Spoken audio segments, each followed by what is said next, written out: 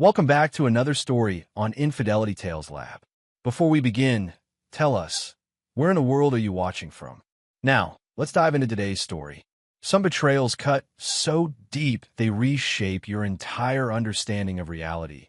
And standing in aisle 7 of that suburban supermarket on a Tuesday afternoon, holding a cart full of mundane groceries while my world crumbled around me, I realized I'd been living inside someone else's carefully constructed lie for the past 3 years.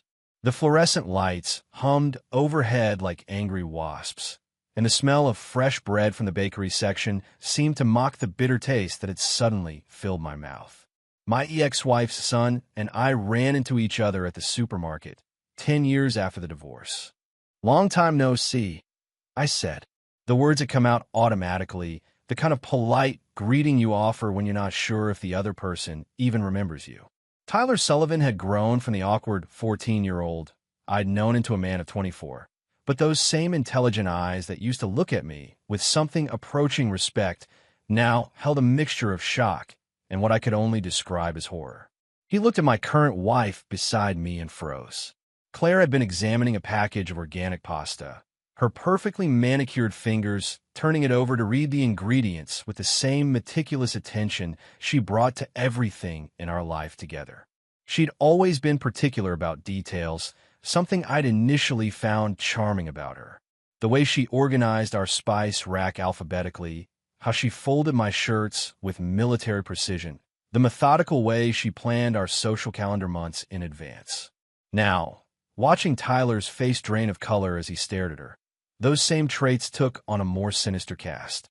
Without a word, he fled as if he'd seen the Grim Reaper. The kid practically knocked over an elderly woman in his haste to escape, his sneakers squeaking against the polished floor as he rounded the corner toward the exit. Claire looked up from her pasta examination, eyebrows raised in that perfectly sculpted arch that had first caught my attention at the coffee shop where we'd met. "Who was that?" she asked, her voice carrying that slight breathiness that had once made my heart race. "He seemed to know you." Before I could answer, moments later, my phone buzzed with a message from him. I pulled it out, expecting maybe an apology for the awkward encounter, but what I found instead made my blood turn to ice in my veins. "Divorce her now. Your new wife is."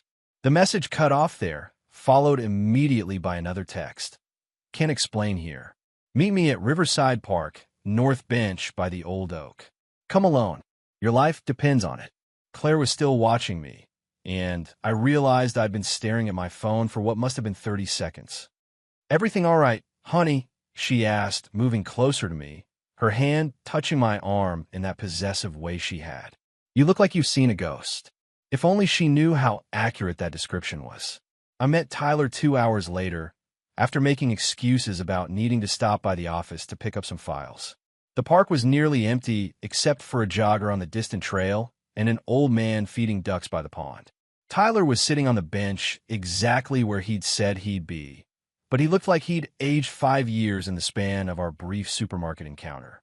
His hand was shaking as he lit his third cigarette since I'd arrived. "You have to understand," he began without preamble, "I never thought I'd see her again. When Mom told me you'd remarried, I figured it was just some random woman. I never imagined." He took a long drag, exhaling smoke that dispersed quickly in the afternoon breeze. "Danny, the woman you married isn't who you think she is. I'd always liked Tyler. Even during the messy divorce from his mother Beth, he'd somehow managed to maintain a relationship with both of us, though it had naturally faded over the years as he went off to college and started his own life. He was a good kid, honest to a fault, which was why his next words hit me like a physical blow. Her real name isn't Claire Hoffman. It's Claire Dutton, and she was Mom's best friend 8 years ago. She's the one who orchestrated everything, the affair, the divorce, all of it. She seduced Mom's lover specifically to get information about your marriage, your weaknesses, your financial situation. The whole thing was planned from the beginning. The world seemed to tilt sideways, and I gripped the edge of the bench to steady myself. That's impossible. I met Claire 3 years ago at Murphy's Coffee House. She was reading a book about architecture, and I struck up a conversation because I just finished designing the new library downtown. It was completely random. Tyler's laugh was bitter and humorless. Nothing about Claire Dutton is random, Danny. She knew you'd be there that day because she'd been studying your routine for months. The book, Architecture for Dummies, probably picked up an hour before you arrived. She played you from the very first moment, just like she played my mom. The pieces began falling into place with sickening clarity. Claire's mysterious past that she'd always been vague about. The way she'd seemed to know exactly what to say to win me over during our courtship. Her uncanny ability to anticipate my needs and desires. Even our meeting location. I've been stopping at Murphy's every Tuesday morning for 2 years before I met her. Of course, she would have known. Why? I managed to ask, though my throat felt like it was lined with sandpaper. What does she want? Money, initially, but I think it's become something more twisted than that. She gets off on the control, the manipulation. She destroyed my mother's life just to prove she could, and now she's done the same thing to you. Tyler crushed his cigarette under his heel with more force than necessary. There's something else, Danny. Something I didn't want to tell you, but you need to know. She's not done with you yet. This was never meant to be permanent. What do you mean? 3 weeks ago, I was at a bar downtown with some friends from college. I saw her there with a man I didn't recognize. Definitely not you. They were close. Very close. When she went to the bathroom, I followed her, and I heard her on the phone. She was talking about timelines, about how much longer she needed to maintain the charade. She said something about a final payday, and then she could disappear forever. I stared at the ducks on the pond, watching them glide across the surface with deceptive calm, while their feet paddled frantically beneath the water. It seemed like an apt metaphor for my life. How long have you known? I recognized her the moment I saw her at your wedding. I tried to convince myself I was wrong, that it was just someone who looked similar. But there was no mistaking those eyes, that smile. I should have said something then, but I didn't know how to prove it, and honestly, you looked so happy. I thought maybe... He shrugged helplessly. I thought maybe she'd actually changed, that she genuinely cared about you. I was wrong. The rage was building slowly in my chest, a familiar burn that I'd learned to recognize over the years. It was the same feeling I'd had when I discovered Beth's affair, when I'd realized that my business partner had been embezzling from our firm, when my father had died and left everything to his secretary instead of his son. The difference was that those betrayals had caught me off guard, left me reeling and reactive. This time will be different. I need proof, I said quietly. Everything you can give me about Claire Dutton, about what she did to your mother, about the man she was with at the bar. I need phone numbers, addresses, photographs, anything that can verify what you're telling me. Tyler nodded eagerly. I kept everything from Mom's divorce. She made me promise to hold on to all the evidence in case Claire ever surfaced again. I have recordings, text messages, even some surveillance footage that Mom's private investigator collected. It's all in a safety deposit box downtown. Good. We'll start there. I stood up, my mind already racing through possibilities.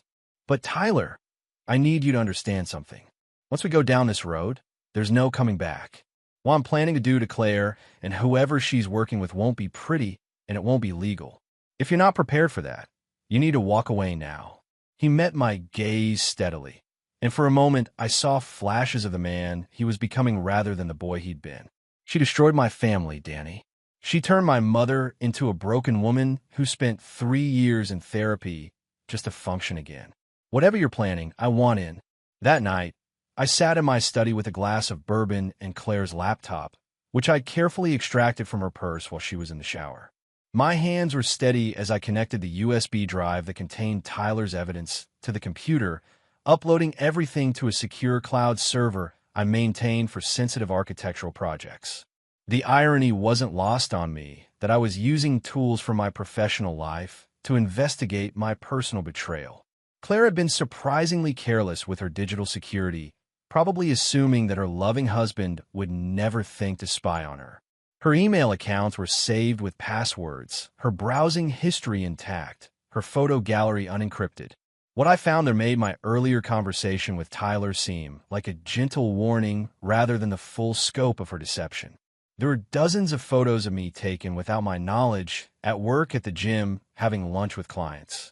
Surveillance photos that dated back almost 4 years, proving that Tyler was right about the length of her planning. There were detailed notes about my routines, my preferences, my financial situation, even my sexual habits from my marriage to Beth. Someone had done their homework. But the real revelation came in her email correspondence with someone identified only as M. The messages were coded, but not particularly cleverly, and reading through months of their exchanges painted a picture that made my blood run cold. Claire wasn't working alone. This was part of a larger operation that had targeted multiple divorced men with substantial assets. I was just the latest mark in what appeared to be a sophisticated long-term con. The most recent emails were particularly illuminating. Subject: almost ready for final phase.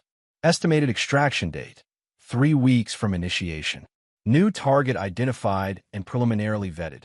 Suggest standard insertion protocol. Confirmed. Liquidation parameters remain unchanged. Dispose of all physical evidence per usual protocol. Expect bonus compensation upon completion. I read those exchanges 3 times before the full implication sank in. Claire wasn't just planning to leave me. She was planning to kill me. The next morning, I woke up before dawn and went for a run through our neighborhood, taking a deliberately circuitous route that allowed me to spot the surveillance team Claire's partner had stationed near our house. They were good, a different car each day, alternating between a cable repair van and what looked like a landscaping truck, but not good enough to fool someone who'd spent the last 15 years designing security systems for high-end commercial buildings.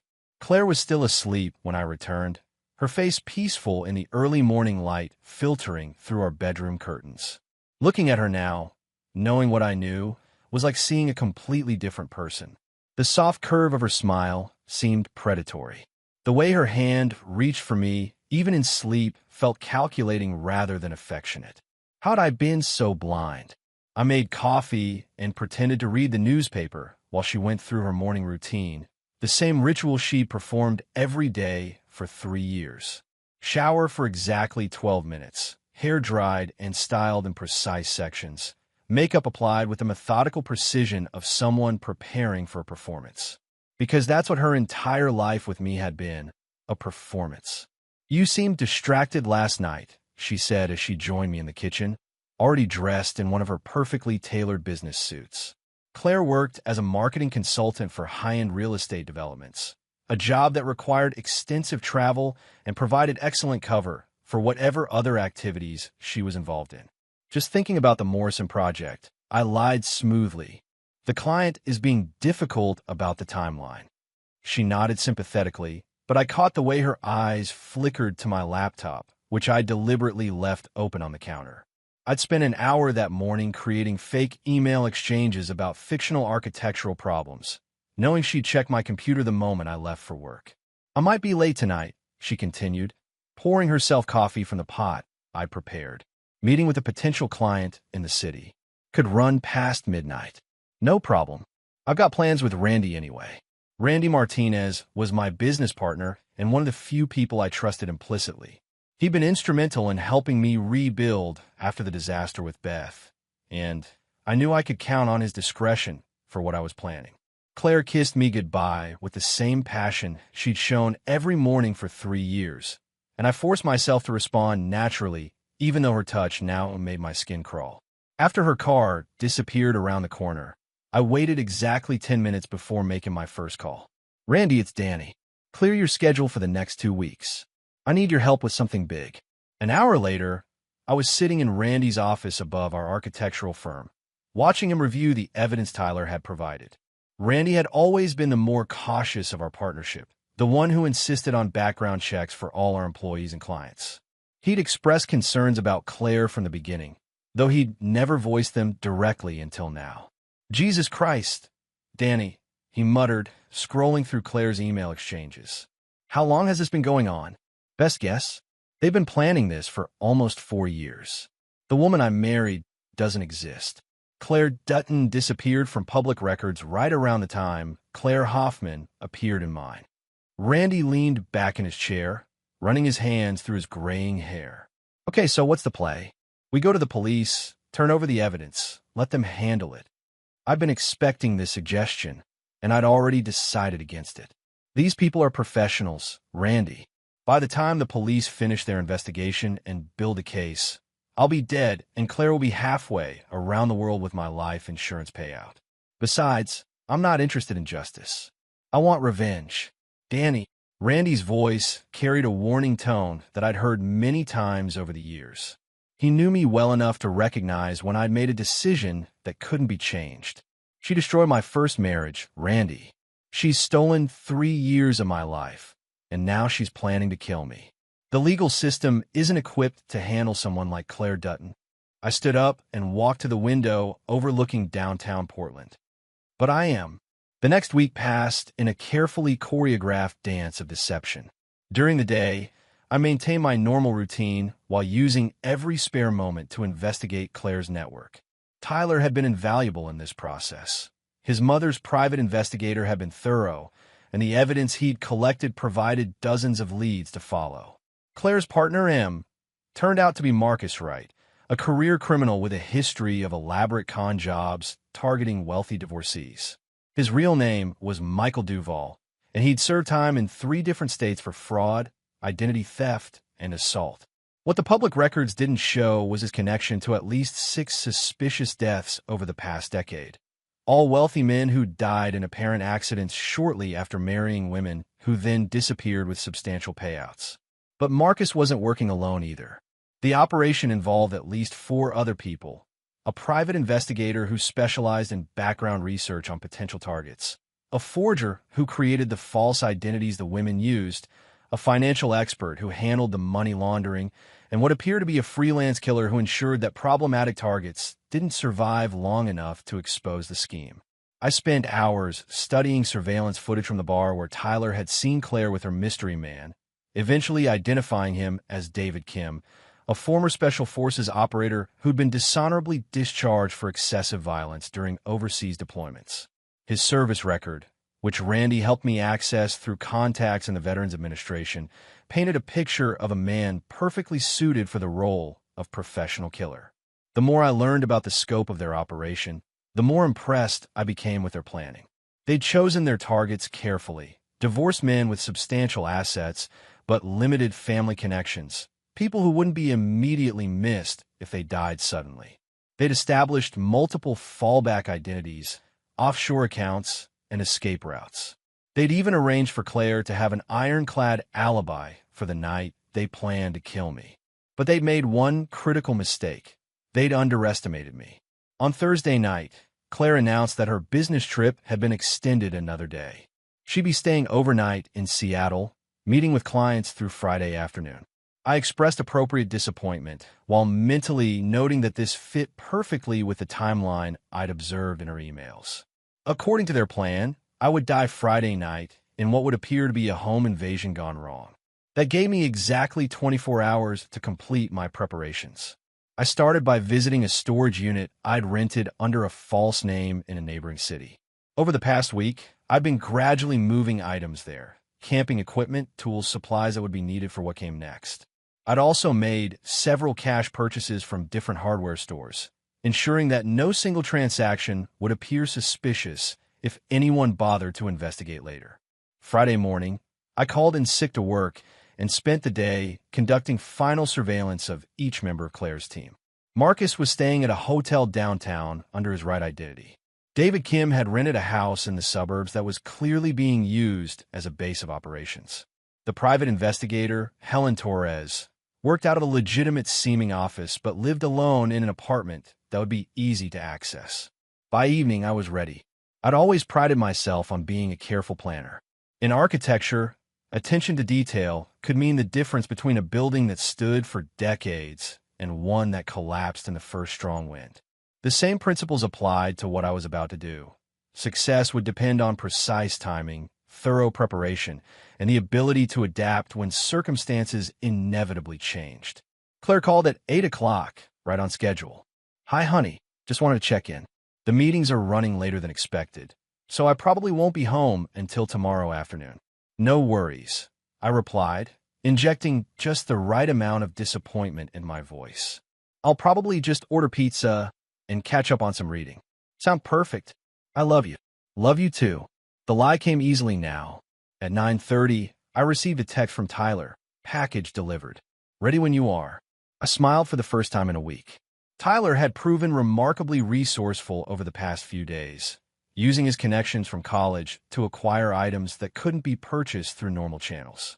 His hatred for Claire Dutton ran almost as deep as mine, and he'd embraced his role in her destruction with enthusiasm that would have worried me under different circumstances. At 10 o'clock exactly, I made my move. The beauty of a well-executed plan is that it unfolds with the inevitability of a controlled demolition. Each element serves a specific purpose, and when properly coordinated, the result is both devastating and precise. I'd spent years watching buildings come down, studying the way strategic placement of explosives could bring down massive structures with surgical accuracy. The same principles applied to destroying lives. David Kim was my first target, primarily because he represented the most immediate physical threat. I've been watching his rented house for 3 days, learning his patterns, identifying his vulnerabilities. Former special forces or not, he'd grown complacent during his years as a civilian contractor. He kept regular hours, didn't vary his routes, and had developed a fondness for expensive whiskey that I intended to exploit. I entered his house through the basement window at 10:47 p.m., exactly 13 minutes after he'd settled into his nightly routine of drinking alone while watching cable news. The sedative Tyler had acquired worked exactly as promised. Tasteless, odorless, and potent enough to incapacitate a man Kim's size within minutes of ingestion. He never saw me coming.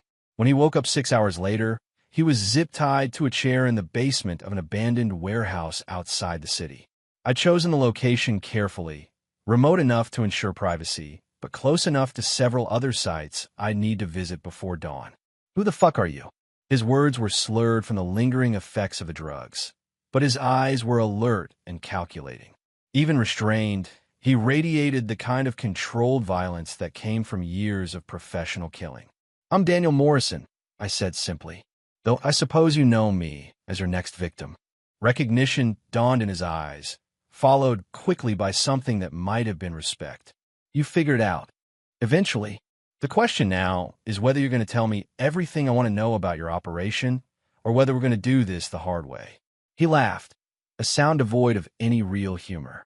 "You think you're the first Mark who's gotten wise to us? 3 years ago, a guy in Denver figured out what was happening. Know what happened to him?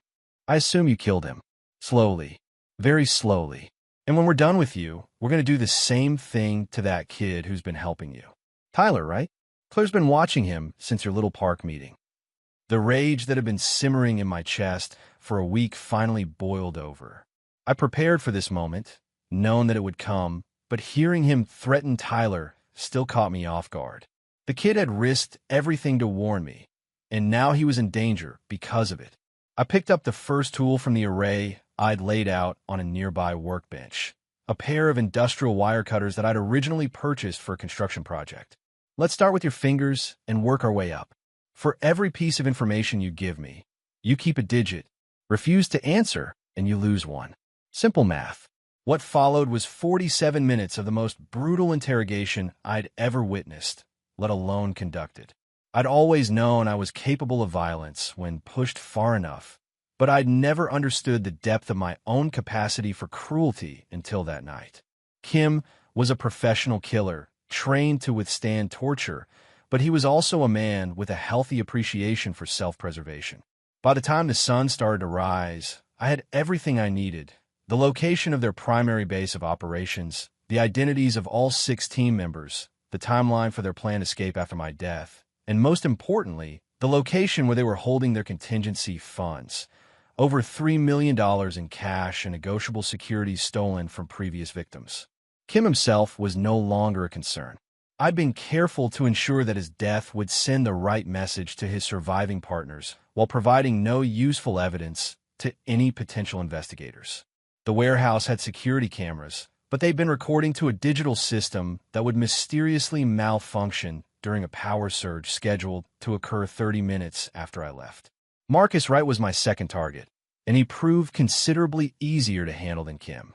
I found him in his hotel room at dawn, already packing for what was clearly an emergency departure. Someone had warned him that something was wrong, but not quickly enough for him to escape.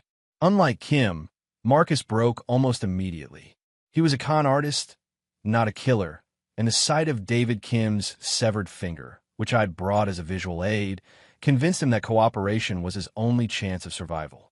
It was supposed to be simple, he babbled as I secured his hands with the same zip ties I'd used on Kim. Find wealthy divorce guys, send in one of our girls, wait for the right moment, then liquidate the target and move on. Clean, efficient, profitable. How many? I asked. What? How many men have you killed? Personally? None. That was always Kim's job. But the operation? Maybe 30, 40 guys over the past 8 years. We were good at it, Danny. Really good. 40 men. 40 husbands, fathers, sons who'd been murdered for nothing more than their bank account balances. I thought about their families, the wives and children who'd been left to grieve losses they'd never understand, and my resolve hardened even further. Where's Claire? Safe house in the mountains. About 2 hours north of here. She's supposed to stay put until Kim confirms that you're dead. Then we all meet up and head for Mexico. And Helen Torres? Marcus's face went pale. How do you know about Helen? I know about all of you, Marcus. The question is whether you're going to help me find her or whether you're going to follow Kim's example. It took another hour to extract the remaining information I needed, but by 8 o'clock that morning, I had complete details about their operation, including bank account numbers, safe house locations, and the identities of their next 3 potential targets. Marcus had kept meticulous records, partly out of professional habit and partly as insurance against his partners. Helen Torres was at her apartment, apparently unaware that anything had gone wrong. I found her watering plants on her balcony, a picture of domestic normalcy that belied her role in multiple murders. She was a small woman in her 50s, the kind of person who would blend seamlessly into any crowd, which made her perfect for surveillance work. She tried to run when she saw me, but there was nowhere to go. Her apartment was on the 3rd floor, and I'd already blocked the only exit. "You're Daniel Morrison," she said, backing toward the sliding door to her balcony. "You're supposed to be dead. Disappointing, I'm sure. Where are the files on your other targets?" "I don't know what you're talking about." I sighed and pulled out my phone, showing her a photo I'd taken earlier. Marcus right hung from construction crane at the warehouse, his body positioned to be visible from the interstate that ran past the industrial district. "Your partner, Marcus, was more cooperative. I'd prefer not to have to get creative with you as well." She broke faster than either of her colleagues, leading me to a hidden safe that contained detailed dossiers on dozens of potential victims. The scope of their operation was even larger than I'd imagined. They'd been researching targets across the entire Pacific Northwest, building profiles that went back months or even years. I spent an hour photographing everything, ensuring that I had complete documentation of their crimes. Then I made Helen call Claire's phone and deliver a coded message that would bring my wife home early. By noon, I was in position at our house, waiting for Claire to arrive. I'd arranged the scene carefully, her laptop open on the kitchen counter, displaying the evidence I'd collected about her real identity. Marcus's phone, which would show their text message exchanges. Photos of her surveillance targets spread across our dining room table. I wanted her to understand exactly how thoroughly her world had collapsed before we had our final conversation. She walked through the front door at 1:23 p.m., calling out my name with that same affectionate tone she'd used for 3 years. I heard her heels clicking on the hardwood floor of our entryway, heard her set down her purse and keys in their usual spot, heard her humming the melody of a song that had been playing on the radio during our first date. The humming stopped when she reached the kitchen. "Hello, Claire," I said from my position in the doorway. "Or should I call you Claire Dutton?" She froze, her eyes taking in the evidence spread across our home. For just a moment, the mask slipped, and I saw the real person underneath, cold, calculating, utterly without remorse.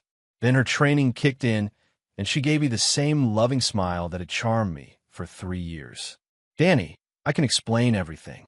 Whatever you think you know, there's more to the story. I'm sure there is. Start with why you killed my first marriage." Her smile never wavered. "Because I was paid to. Because you were researched for something bigger. Because I'm very good at my job. The casual way she admitted to destroying my life was almost more shocking than the admission itself. There was no guilt, no regret, just professional pride in a job well done. And now you're planning to kill me. Was planning. Past tense. Obviously, that's no longer an option. She moved closer, and I realized she was positioning herself within reach of the knife block on our kitchen counter. The question now is what happens next? What happens next is that you disappear forever. Just like David Kim disappeared. Just like Marcus Wright disappeared. Just like Helen Torres is about to disappear. For the first time, genuine fear flickered across her features. You killed them. I killed them. All three of them. And now I'm going to kill you. She lunged for the knives, faster than I'd expected, but not fast enough. I'd been anticipating this moment for days, and the taser Tyler had acquired stopped her cold. She collapsed to our kitchen floor, convulsing as 50,000 volts coursed through her nervous system. When the spasms stopped, I secured her to one of our dining room chairs with the same zip ties I'd used on her partners. She was conscious but disoriented, her perfect hair disheveled for the first time since I'd known her. The difference between you and me, I said as I began assembling the equipment I'd need for what came next, is that I never claimed to be a good person. You've spent 3 years pretending to love me, pretending to build a life with me, pretending to be someone you're not. I've always known exactly what I am. And what's that? Her voice was steadier than I'd expected. I'm a man who doesn't forgive. I'm a man who doesn't forget. And I'm a man who always finishes what he starts. What happened over the next 6 hours broke every law I'd ever sworn to uphold and violated every moral principle I'd been raised to respect. But by the time the sun set on that Friday evening, Claire Dutton had told me everything about her childhood in foster care, about her recruitment into Marcus's operation, about the dozens of men they'd killed, about the millions of dollars they'd stolen, about the new identities they'd created for their escape.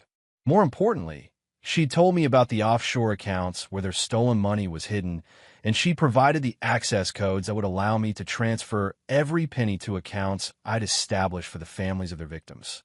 Claire died just after midnight. Her last words a promise that others would come looking for me, that her death would only bring more violence into my life. I was counting on it. I spent Sunday disposing of the evidence and creating an ironclad alibi for the weekend.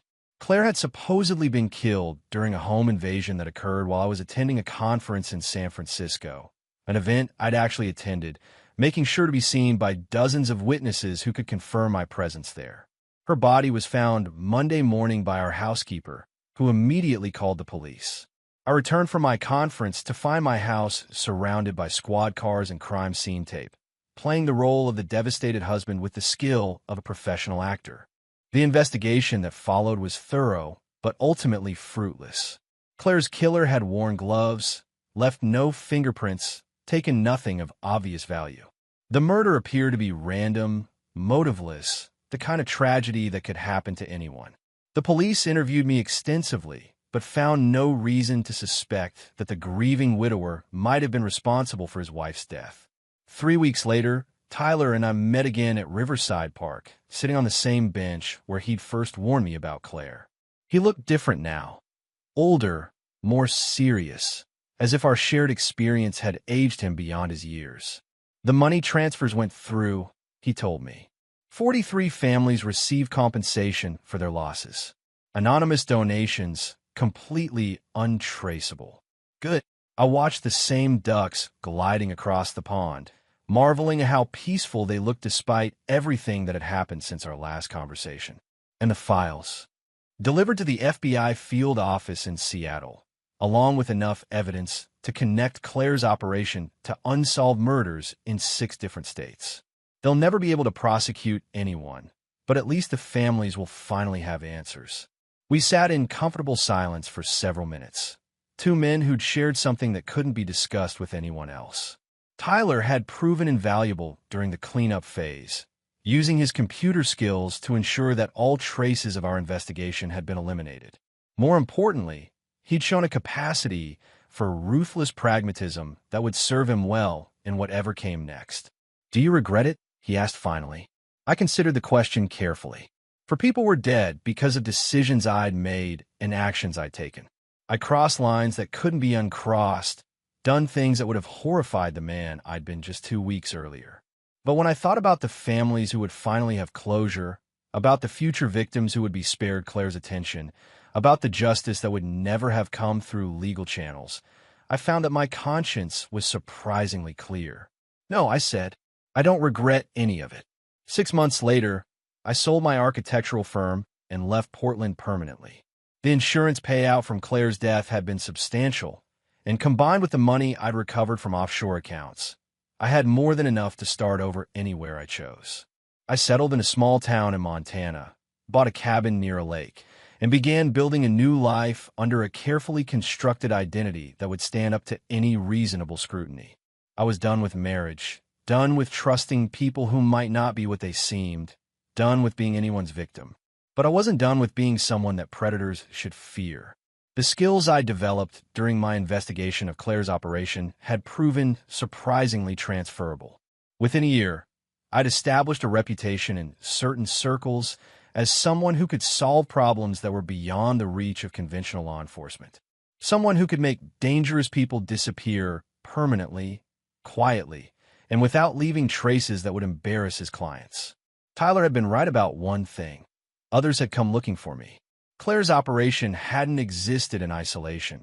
It was part of a larger network of criminals who preyed on vulnerable people for profit. When word spread that their carefully planned scheme had been exposed and their entire team eliminated, some of those criminals decided that I represented a threat that needed to be addressed. They were right, of course. I was a threat to anyone who made their living by destroying other people's lives. And over the past 5 years, I made sure that threat was taken very seriously indeed. I never remarried. I never trusted anyone completely again.